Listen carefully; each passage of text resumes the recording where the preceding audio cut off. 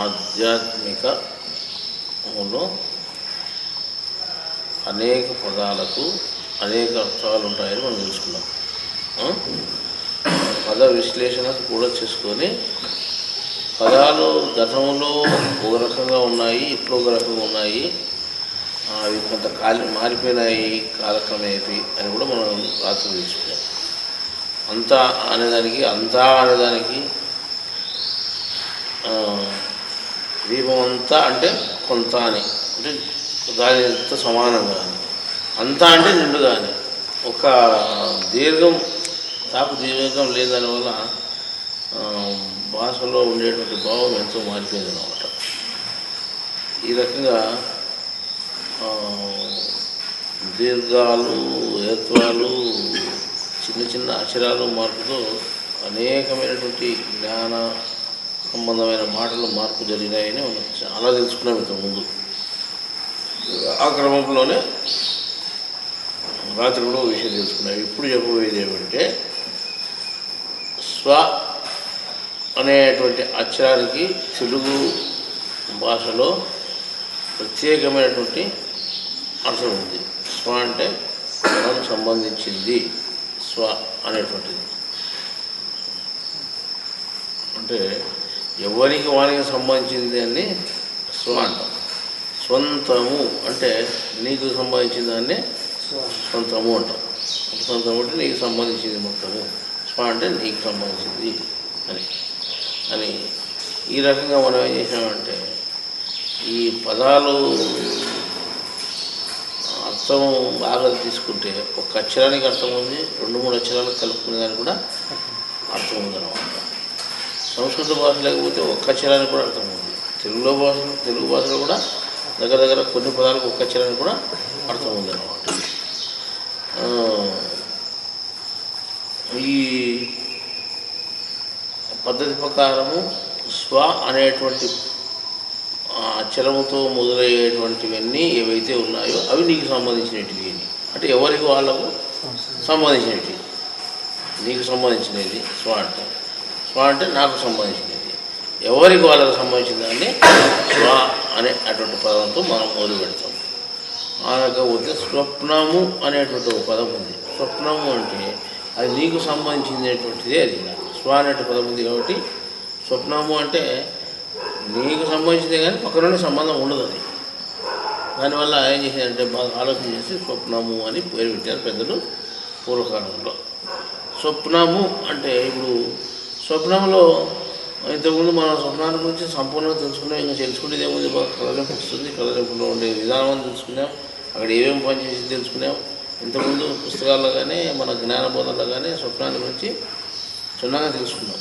అయినా కానీ ఇంకా ఏమైనా ఉందా అని ఆలోచన చేస్తే వెతికితే ఏమైనా ఉందేమో అని వెతికితే ఇంకా కొంత ఉంది మనకు తెలుసుకునేది. ఏమి అంటే స్వప్నంలో మన శరీరంలో ఎన్ని భాగాలు పనిచేస్తున్నాయి అని మనం ప్రశ్న వేసుకుంటే, ఇంతకుముందు కూడా మనం తెలుసుకున్నాము, మనసు అనేది ముఖ్యంగా పనిచేస్తూ ఉంది శరీరంలో. అది బ్రహ్మనాడులోనే ఇదంతా జరుగుతూ ఉంది అని మనం ఇంతకుముందు చెప్పుకోవడం కూడా జరిగింది. సరే, మనస్సు అనేటువంటిది పని చేసినప్పుడు ఆ విషయాన్ని జ్ఞాపకం, మనస్సు అనేది మననం చేయనది కదా, జ్ఞాపకం పెట్టుకుంటుంది అన్నమాట. జ్ఞాపకం పెట్టుకునే విషయాన్ని బయటికి తెలుస్తుంది. కానీ ఇప్పుడు స్వప్నంలో ఉండేటువంటి మనస్సు పనిచేస్తుంది అనేది మనం కూడా తప్పనిసరిగా ఒప్పుకోవాల్సింది అన్నమాట. మన మనస్సు అన్ని విషయాలను ఎందుకు చెప్పలేకుండా పోయింది?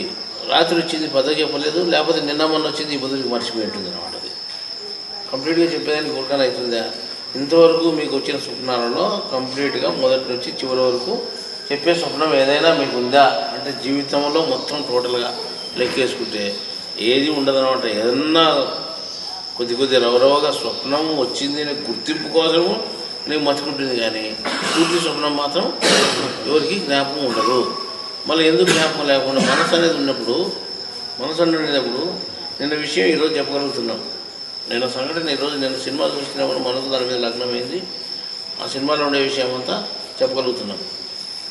కొన్ని విషయాల్లో మనం ఎన్ని సంఘటనలు జరిగినా అన్ని సంఘటనల విషయాలు జ్ఞాపకంలో ఉన్నప్పుడు, జాగ్రత్తలో ఉన్నప్పుడు జరిగిన విషయాలంటే మనం చెప్పగలుగుతున్నాం. మన జాగ్రత్తలో ఉన్నప్పుడు జరిగిన విషయాలు చెప్పగలిగితే స్వప్నంలో ఉండే విషయాలను ఎందుకు చెప్పలేకుండా పోతున్నాము? నీకు స్వప్నం వచ్చింది అనే గుర్తింపు కోసం ఒకవేళ పొద్దున వరకు నీకు కొంత జ్ఞప్తి ఉండొచ్చు,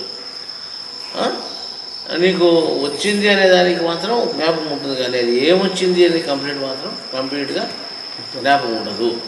ఏదంటో స్వప్నంలో, జాగ్రత్తలో కాకుండా స్వప్నంలో. అప్పుడు స్వప్నంలో ఉండే మనస్సు, జాగ్రత్తలో ఉండే మనస్సు రెండు ఒకటేనా? ఇప్పుడు మనం ప్రశ్న చేసుకోవచ్చు. స్వప్నంలో ఉండే మనస్సు, జాగ్రత్తలో ఉండే మనస్సు రెండు ఒకటేనా?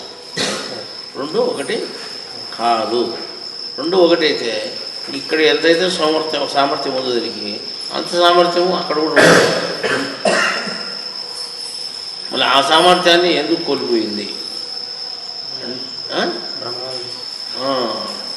ఎందుకు కోల్పోయింది అంటే మనకు ఉండేటువంటి ప్రతిదినము మనలో పనిచేసేటువంటి మనసు అక్కడ పని చేయలేదు. మనసు పని చేస్తూ ఉంది, కానీ నీకు ఉండేటువంటి మనస్సు, నీ మనస్సు అయితే ఏదైతే ఉందో ఆ మనస్సు అక్కడ పని చేయలేదు. ఏ మనసు పని చేస్తూ ఉంది?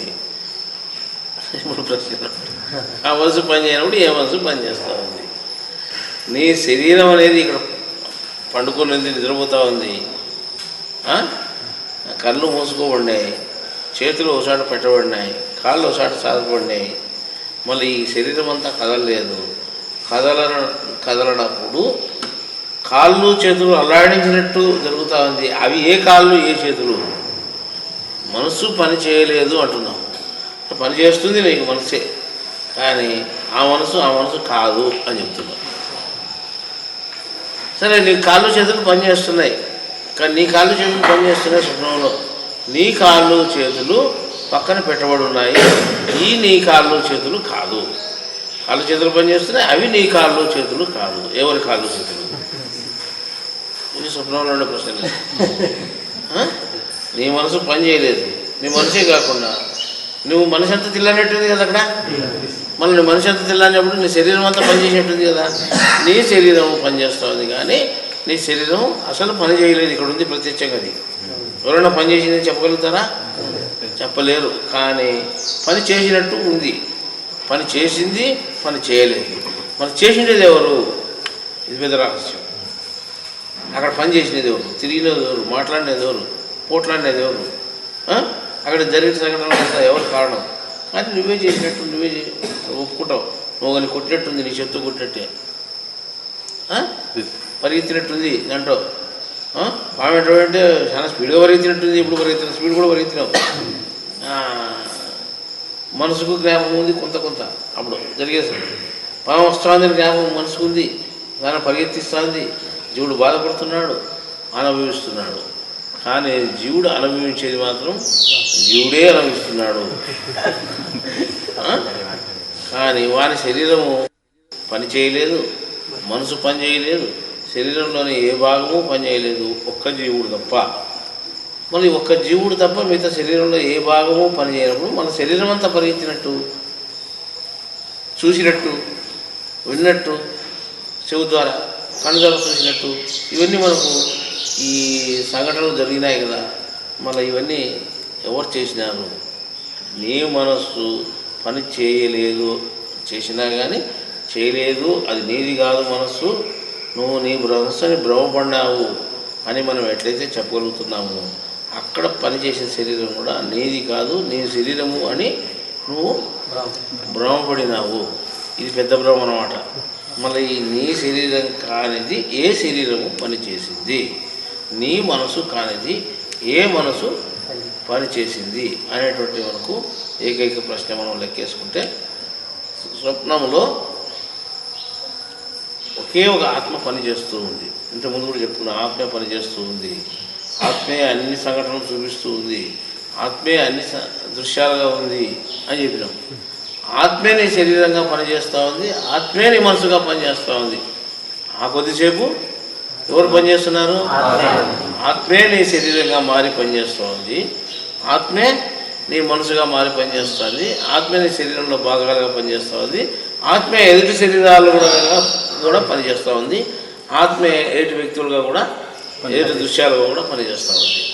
అంటే నువ్వు ఒకరిని కొడితే వాడు ఎక్కడో ఉన్నాడు, వాడు ఏమాత్రం కొట్టించుకోలేదు, కానీ నువ్వు అని కొడతావు, వాడు బాధపడతాడు, నన్ను ఎందుకు కొట్టావని అడగడం కూడా జరుగుతుంది. కానీ కొట్టించుకునేవాడు, నీతో మాట్లాడినవాడు వాడు కాదు, వాడు ఎవడో. కొట్టినోడు అసలు నీ శరీరం కాదు, మళ్ళీ ఎవరిదో శరీరం. కానీ నీ శరీరం కాంది ఒక శరీరం ఉంది, అది ఆత్మ తన శక్తి చేత శరీరముగా మారి, మనసుగా మారి, ఇతర సంఘటనలుగా మారి, ఇతర దృశ్యాలుగా మారి, ఇతరులుగా మారి, పాముగా తేలుగా ఉండేటువంటి అక్కడ ఏమైతే సంఘటనలు ఉంటాయో ఆ సంఘటనలుగా మారేదంతా ఒకే ఒక ఆత్మ. ఆత్మ అన్నిటి యందు ఉంది కాబట్టి అది అన్నిటిగా కూడా మారి అది నీకు కనిపిస్తూ ఉంది. ఈ కనిపించి ఏం చేస్తుందంటే జీవునికి ఎంత సుఖదుఖాన్ని అందించాలో అంతే సుఖదుఖాన్ని అది అందిస్తూ ఉంది. ఎంత సుఖదుఖాన్ని అందించాలో అంతే సుఖదుఖాన్ని అందించాలి. కాబట్టి అది ఎవరికీ సంబంధం లేదు కాబట్టి అంటే నీకు సంబంధించింది కాబట్టి దాన్ని ఏమంటున్నాము అంటే స్వప్నము అంటున్నాము. అర్థమైందా? స్వప్నము అనే దానికి పెద్ద అర్థం ఉంది. అది నీకు సంబంధించింది, ఇతరులకు సంబంధించింది కాదు. జాగ్రత్త అంటే నీకు ఇతరులకు అందరికి సంబంధించింది జాగ్రత్త. ఇది ఎందుకంటే పక్కన ఆనుకొని కూర్చున్నాడు, వాని ముఖాలు నీకు జరుగుతుందంటే పక్క జరుగుంటాం, అప్పుడే నీకు వానికి సంబంధించింది కాబట్టి వాడు జరుగుతాడు. అంటే వాడు వేరు, నువ్వు వేరు. కాబట్టి దీని స్వప్నం, మనం దీన్ని ఏమంటాము? జాగ్రత్త అంటాం. అని స్వప్నము అని అంటే స్వప్నం అంటే నీకు మాత్రం సంబంధించింది, అది ఇంకోరికి సంబంధించినది కాదు అనే కాదు. మళ్ళీ నీకు మాత్రం సంబంధించినప్పుడు నువ్వెవరు? జీవుడు. నువ్వెవరు అంటే మొత్తం టోటల్గా శరీరం అనుకోకూడదు, కేవలం జీవుని. కేవలం జీవుని వెయ్యి నువ్వు కేవలం ఉండేటువంటి అనుభూతులను అనుభవిస్తున్నావు. కర్మ ప్రకారము ఏవైతే నీకు అనుభూతులు ఉన్నాయో ఆ అనుభూతులను ఇతరులకు సంబంధం లేకుండా నువ్వు అనుభవిస్తున్నావు. కానీ ఇతరులకు సంబంధం ఉన్నట్లు, కానీ ఒక్క జీవాత్మకు తప్ప స్వప్నము ఎవరికి సంబంధము లేదు అనే సూత్రం ప్రకారము, ఒక్క జీవాత్మకు తప్ప స్వప్నం ఎవరికి సంబంధము లేదు అనేటువంటి సూత్రం ప్రకారము నీ మనసుకు లేదు, నీ బుద్ధికి లేదు, ఇంకోదానికి లేదు, ఇంకోదానికి లేదు. మళ్ళీ అక్కడైతే ఏవి పనిచేస్తున్నాయి మనని మనసుగా అనేటువంటిది లెక్కేసుకుంటే నీలో ఉండేటువంటి ఆత్మే మనస్సుగా మారి పనిచేసింది, ఏది దృశ్యాలుగా మారి పనిచేసింది, ఎదుటి వ్యక్తులుగా మారి పనిచేసింది. మళ్ళీ ఎదుటి వ్యక్తులుగా నీలో మనసుగా పనిచేసేటువంటి ఆత్మ కేవలము నీకు అనుభవాన్ని ఇచ్చేదానికోసమే పనిచేస్తుంది. అది స్వప్నం. ఈ ఎంతవరకు నీకు ఈ జ్ఞాపకం ఉండాలి, నువ్వు అనుభవించేంత వరకు నీకు తర్వాత జ్ఞాపకం ఉండే ఒకటి లేకుండా ఒకటి. అనుభవం ముఖ్యం. ఆ అనుభవించినావు కాబట్టి తెల్లాడదానికి కొంత నాకు స్వప్నం వచ్చింది, నేను ఏదో బాధపడినాను అని తెలుస్తుంది. అది ఒకరోజు, అర్ధ రోజు, లేదా 1 గంట 2 గంటల సేపు నీకు ఎంత అవసరమో అంతే జ్ఞాపకం పెడుతుంది. తర్వాత ఆ జ్ఞాపకం లేకుండా పోతుంది. నువ్వు దాన్ని ఎంత జ్ఞాపకం చేసుకోవాలనుకున్నా కూడా జ్ఞాపకం చేసుకోలేదు. ఎంత ప్రయత్నం చేసినా ఆ రోజు స్వప్నాన్ని గురించి క్షుణ్ణంగా ఏమేమి వచ్చింది అని చూస్తే మాత్రం దాంట్లో నీకు 0.5% 10% మీకు జ్ఞాపకం ఉంటుంది, కానీ పూర్తి మాత్రం జ్ఞాపకం ఉంటుంది. అది కొద్ది రోజులు మాత్రమే. తర్వాత పూర్తి %1 కూడా మర్చిపోతుందండి. అసలు ఆ స్వప్నం వచ్చినటువంటి కయాలు ఏమాత్రం నీకు ఉండదు. అది ఎవరి సొత్తు? ఆత్మసొత్తు. కాబట్టి ఆత్మ అనేటువంటిది నీకు అది సంబంధం లేకుండా చేస్తుంది. అది నీకు పొద్దుముందు పని చేసి నీకు జ్ఞాపకం చేయదు అన్నమాట. నీ మనసు అయితే నీకు జ్ఞాపకం పెట్టు ఆ పొద్దు జరిగిన సంఘటన అంతా. నీ మనసును ఒకవేళ ఈరోజు అనుకుంటే మొన్నటి విషయాలు, అన్నటి విషయాలు, 3 సంవత్సరాల విషయాలు, ఇంకో 9 సంవత్సరాల విషయాలు అవి జ్ఞాపకం తెస్తుంది అనుకో, దాని మన ఎనికి తీసిపోయి కొద్ది. కానీ మనసు మాత్రం దీంట్లో ఉండే మనసు మాత్రం ఆ పని చేయదు. అది కాబట్టి అది నీ మనసు అనే కాదు, నీ మనసు వల్లే నటించినటువంటిది, నీ శరీరం వల్లే నటించినటువంటిది. కానీ నటననే తెలుసు, నీకు బాగా తెలుసు. నీ శరీరం వల్ల నటించినది, నీ శరీరం పండుకునేది ఎగులాడు లేదు, అయినా ఎగులాడు.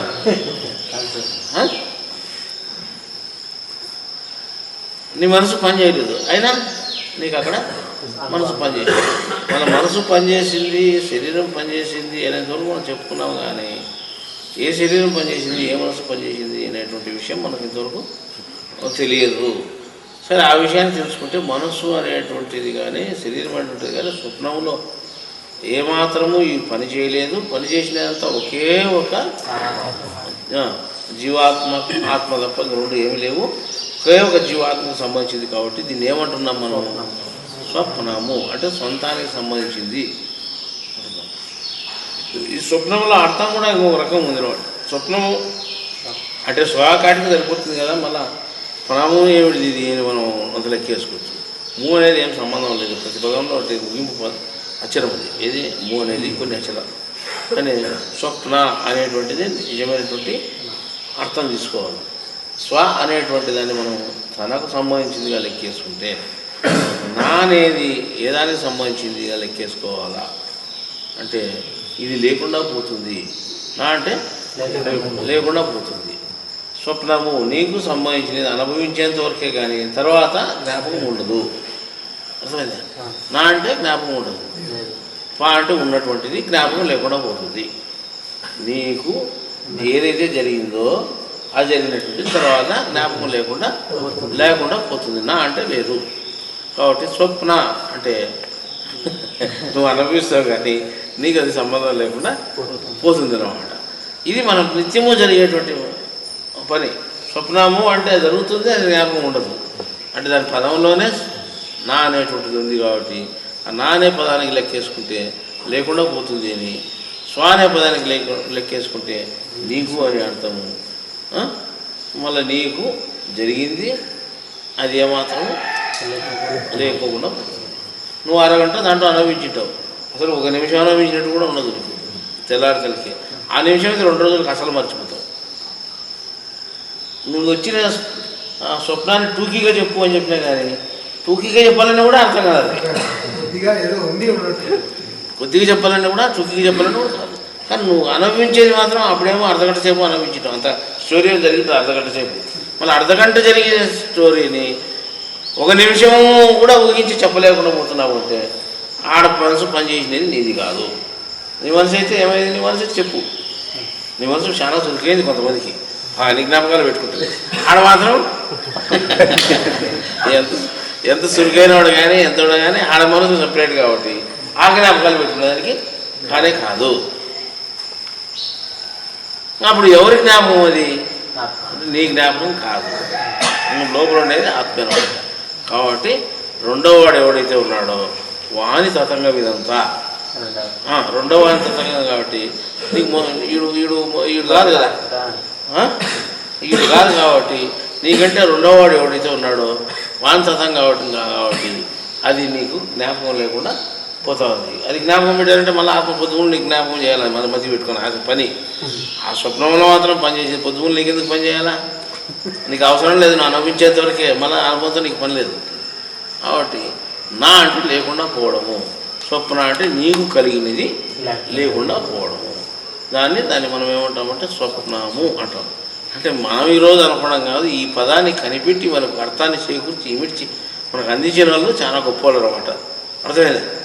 వాళ్ళు ఎవరో మళ్ళీ ఇంకొక మనకు తెలుగు భాషను మాత్రం చాలా బాగా అందంగా అందించినారు మనకు, అర్థంతో కూడుకునేటట్టుగా.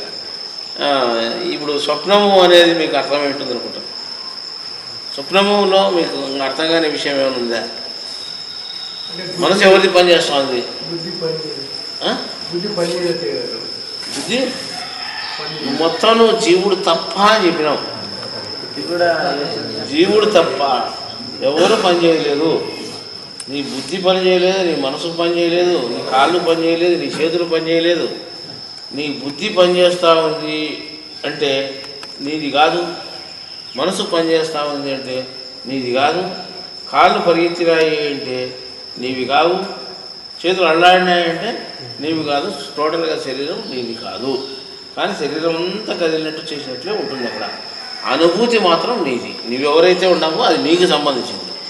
అనుభవం మాత్రం నీకు చేసినది ఎవరు కాదు. నీ బుద్ధి కాదు, నీ మనసు కాదు. అందువల్ల ఏం చేస్తానంటే మనసుకు అసలు అంచనా ఉండదు. బుద్ధి కొంతసేపు చెప్పించిన తర్వాత దాని గురించి ఇప్పుడు యోచన చేసే విధానమే లేదు. ఇంకా నీకు నీ బుద్ధి అయితే ఎందుకు యోచన చేయదు? మనసే జ్ఞాపకం నీకు బుద్ధి యోచన చేస్తుంది. మనసు తెచ్చే కదా మళ్ళీ ఇది అవునా కాదా నీ ఆలోచన చేసేది. సమస్య తీసుకురాదు. ఇంకా బుద్ధి ఏమి ఆలోచన చేస్తుంది? లింకు లేకుండా పోయింది అది. కాబట్టి అది ఎందుకు ఈ విధంగా జరుగుతూ ఉంది మన నిజ జీవితాల్లో ప్రతి నిత్యము జరిగేటువంటి విషయమే స్వప్నము అనే దాంట్లో ఇంత రహస్యం ముద్రించుడు. రెండవ వాడు ఎవడైతే ఉన్నాడో ఆత్మ నీకు స్వప్నంలో కూడా పని చేసి పెడుతున్నాడు. మన స్వప్నంలో పని చేసి పెట్టి నీకు ఇంత పరిగెత్తి నడిచి ఏమేమో తిప్పలు పడి ఆడ ఓ గుండు మోసో బండ మోసో ఎన్నో తిప్పలు పడినట్టు ఉంటాయి కదా. ఇవన్నీ చేసాడు ఎవడు? నువ్వు కానే కాదు, నువ్వని భ్రమపడినావు కానీ వాస్తవంగా నువ్వు కాదు. నువ్వు ఏడన్నావు మంచంలో పడుకునేవి, మంచంలో ఏదైనా పడుకునేవి, కాళ్ళల్లో శరీరాలు. కానీ అనుభవం మాత్రం కానీ జరిగింది అనేదానికి కూడా కొన్ని గుర్తులు పెట్టాడు. ఇది మళ్ళీ జరగలేదేమో ఎట్టో ఏం కథ అనుకునేదానికా అట్లా కూడా లేకుండా జరిగింది అనేది కూడా కొంతమందికి అనుమానం వచ్చి ఏదైనా వస్తుంది అప్పుడు వస్తుంది. అసలు జరిగింది మన జ్ఞాపకం ఉండదు అనేదానికి కూడా జరిగినట్టు కూడా మనకు గుర్తింపులు కనిపిస్తాయి. వాస్తవమే మన జరిగింది. మళ్ళీ జరిగినటువంటి సంఘటనకి ఎవరు కారణము అనేటువంటి ప్రశ్న మనం ఇంతవరకు వేసుకున్నామా? మీకు నిత్యము స్వప్నాలు వస్తున్నాయి, మీరు ఎందుకు వేసుకోలేదు ఈ ప్రశ్నలు? నేను రాత్రి 2 కిలోమీటర్ల దూరం పరిగెత్తినాను పాము అంటే నాకు కాలు నయలేదు, ఏం ఎందుకు అనుకోలేదు.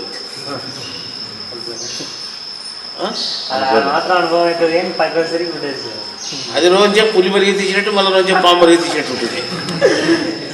పులి పోయి పాము ఉంటుంది, పులి పాము ఎందుకైంది అని అర్థం చేసుకోవడం. పరిగెత్తి అది వచ్చే పులిగా ఉంటుంది, వచ్చే పాముగా ఉంటుంది. మరి పులి కోసం పరిగెత్తినా పాము కోసం పరిగెత్తినా మళ్ళీ లాస్ట్కి అది కూడా అర్థం కాదనమాట.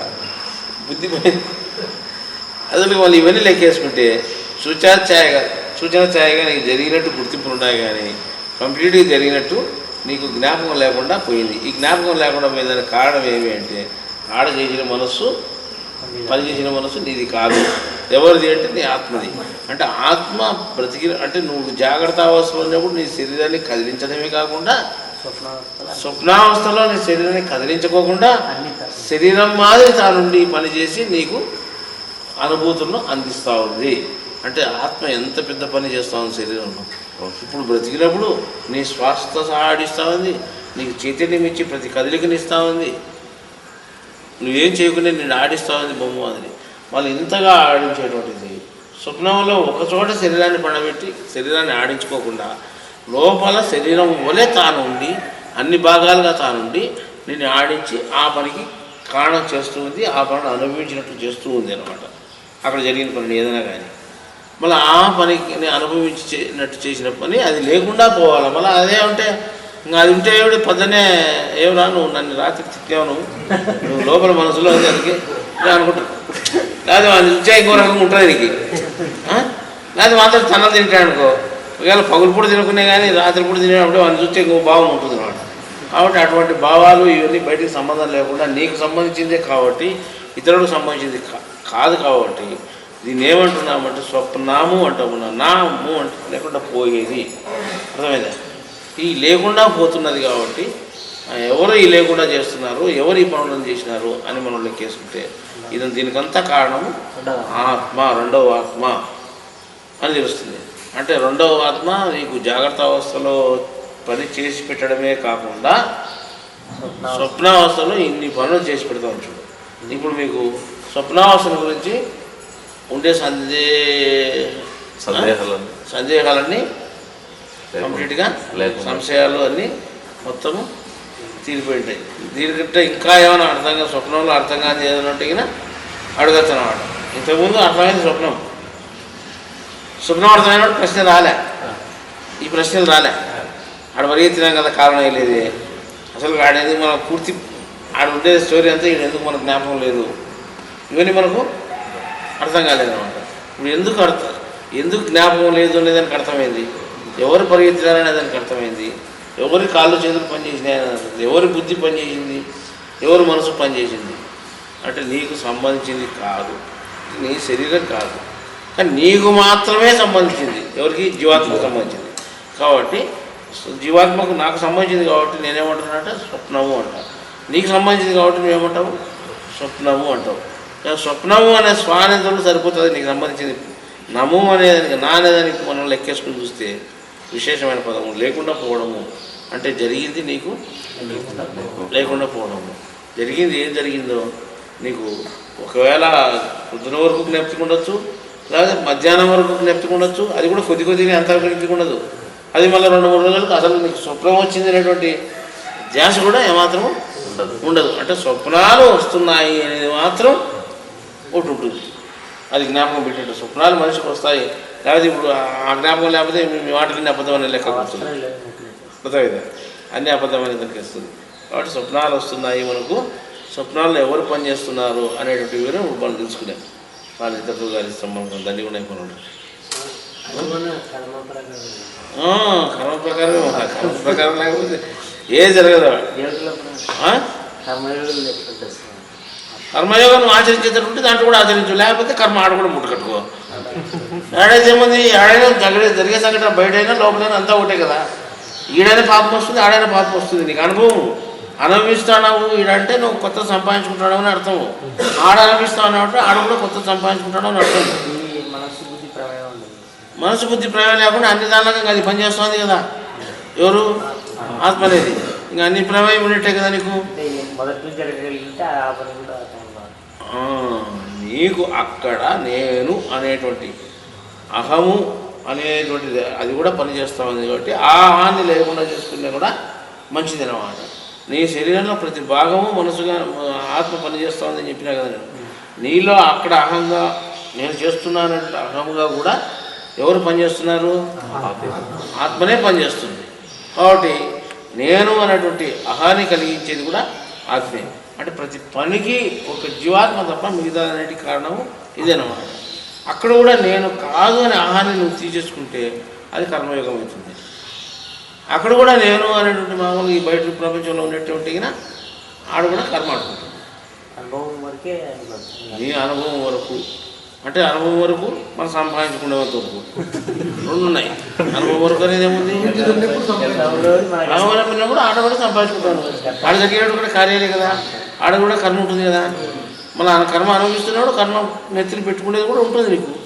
నువ్వు నేను అని అహంగా పొందినావంటే తప్పనిసరిగా అది కొత్త కర్మ అడుగుతుంది. చట్టం అంతా ఒకటే. ఆయన సూత్రం మాత్రం చెప్పిన, స్వప్నంలో సూత్రం మాత్రం చెప్పిన అన్నిటికీ పనిచేస్తా ఉంది. ఇప్పుడు మీకు కొత్త విషయం ఇది. బుద్ధి లేదు, అహము లేదు, మనసు లేదు, శరీరం లేదు, టోటల్గా తప్ప మొత్తం అన్ని తానుగా పనిచేస్తాం. మొత్తం తానుగా పనిచేసి నీకు కర్మ అనుభవాన్ని అప్పచేస్తూ ఉంది. నువ్వు అనుభవించు, మళ్ళీ ఎత్తుకునే అలవాటు ఉంది. నాకు బయట అయితే నేను లోపల అడగానే ఎత్తుకోవాలి. నీకు బయట అలవాటు ఉంటుంది, లోపల కూడా ఆడ కూడా ఎత్తుకుంటావు. ఆడ నాకు మళ్ళా బయట ఉండేది లోపల ఉండేది లేదు అనుకునే అవకాశం లేనే లేదు. బయట కర్మను ఎత్తుకుంటే కర్మ అలవాటు ఎప్పుడైతే ఉందో తప్పనిసరిగా ఆడ కూడా నువ్వు నెత్తికి ఎత్తుకుంటావు, మోసుకుంటాను. అందువల్ల నీ స్వప్నం వచ్చినప్పుడు నేను జ్ఞానం ప్రకారం నడుచుకున్నానా అజ్ఞానం ప్రకారం నడుచుకున్నానే నువ్వు ఆలోచన చేసుకో. ఆ ఆలోచన చేసుకునేదానికి 10 రోజులు నీ జ్ఞాపకం ఉంటుంది. అసలు దాని గురించి ఎవరు ఆలోచన చేసుకోవాలండి? జ్ఞానం ప్రకారం చేసుకునే ఇప్పుడు జ్ఞానం అనేది ఉంటుంది. మీరు జ్ఞానం ప్రకారం నడుచుకోలేదు అనేది బయట అయితే కనుక్కోలేదు, కానీ స్వప్నంలో మీకే కదా, ఇంకోటి చెప్పేది ఏం లేదు కదా. మీరంత ఆలోచన చేయండి. మీరు ఆలోచన చేస్తున్నారు. అసలు స్వప్నం వస్తే పొద్దున్నే ఎవరు ఆలోచన చేయడం లేదు. నేను జ్ఞానం ప్రకారం నడుచుకున్నానా, కర్మను ఎత్తుకున్నానా, మూట కట్టుకున్నానా, దించుకున్నానా, కేవలం అనుభవించినా, ఎవరు ఆలోచన చేయడం లేదు. పొద్దున్నే వాళ్ళ ఆలోచన వస్తే ఆవిడ మోసుకోకపోతే ఈవిడు అప్పుడు మోసుకుంటావు, ఇప్పుడు మోసుకుంటావు, అప్పుడు మోసుకొని ఉంటావు ఆల్రెడీగా. నేను బాగా ఆటోమేటిక్ ఉంటుంది కాబట్టి నువ్వు కాకుండా అప్పుడు మోసుకుంటావు. ఒక్క రవ్వని ఆలోచన నేను కానే కాదు, నా శరీరం కానే కాదు, నా శరీరం మంచం మీదనే పడుకుంది అని అనుకోలేవు. ఒకసారి దొంగతనం చేసినట్టు చాలా తెలివిగా వజ్రాలు దొంగతనం లేదా బంగారు దొంగతనం చేసి అసలు చాలా తెలివిగా చేసినా స్వప్నంలో మాత్రం అది బతికినప్పుడు చేయండి, పగులు బయట పక్క చేయంటే బాగా ఎంత లాభం వచ్చుకో అని దాన్ని కూడా చాలా తెలివిగా అనుకుంటావు. అదంటే నువ్వు చేసినట్టే కదా. కాబట్టి తప్పనిసరిగా నీకు ఆడకర్మ అన్నమాట. దొంగతనం చేసిన కర్మ తప్పనిసరిగా అంటుంది. మళ్ళీ ఇన్ని స్వప్నంలో చాలా పెద్ద సారాంశం ఉందన్నమాట. నీ ఎందుకు నువ్వు తెలుసుకునేదానికి నేను కర్మ మూటగట్టుకున్నానా లేకపోతే ఎంచుకున్నానా అనేదానికి తెలుసుకునేదానికి కూడా మంచి అవకాశం ఉంది. ఇంతకుముందే ఆ విషయం చెప్పుకున్నాం మనం అన్నట్టు స్వప్నాల గురించి చెప్పుకున్నట్టే. కానీ ఒకే ఒక రహస్యము, స్వప్నంలో మనస్సు, బుద్ధి, చిత్తము, అహము, శరీరము ఏది పని చేయలేదు జీవుడు తప్ప అనేది పెద్ద రహస్యం. ఆ రహస్యం మీకు ఇప్పుడు తెలిసింది.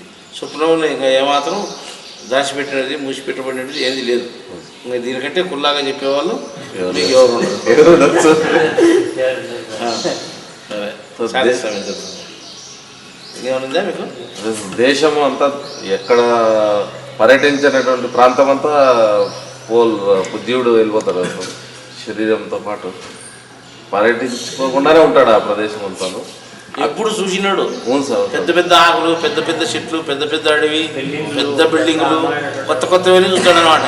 కొత్త కొత్తవన్నీ చూస్తున్నాడంటే ఎవరు చూపించేది నీకు? నువ్వు చూసిండు, ఆయన చూసిస్తాడు.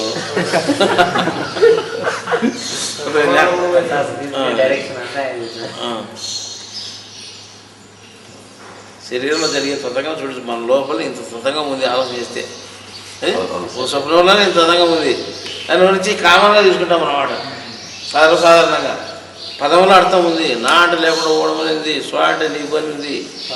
ఇంత పదంలో అర్థం ఉండి ఇంత బ్రహ్మాండమైన విషయం జరుగుతారు స్వప్నంలో.